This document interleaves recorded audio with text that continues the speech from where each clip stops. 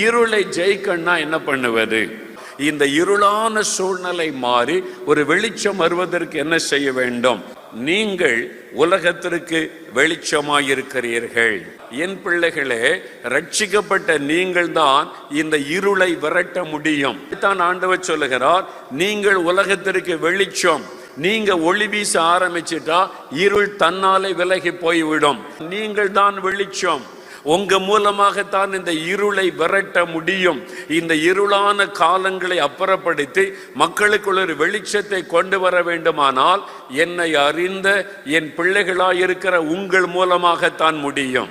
அப்ப நாம் ஒவ்வொருவரும் இயேசுவுக்காக வெளிச்சமாய் மாற வேண்டும்.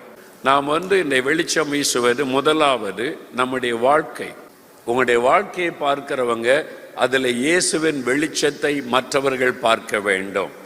முதலாவது நம்முடைய வாழ்க்கை பிரகாசித்தா உங்க மூலமா நீங்க வேலை செய்கிற இடத்துல எல்லாம் வெளிச்சம் பரவி செல்லும்.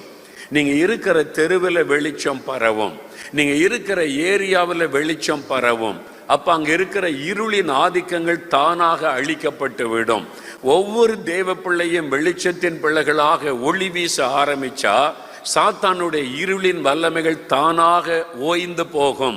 ஆகவே நாம் வெளிச்சம் வீசுகிறவர்களாக காணப்பட வேண்டும்.